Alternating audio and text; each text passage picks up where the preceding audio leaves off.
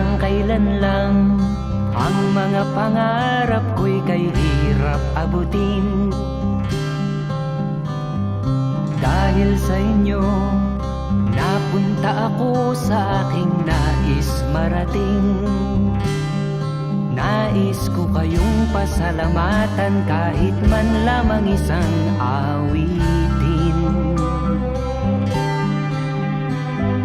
Parang kailan lang halos ako ay magpalimos sa lansangan.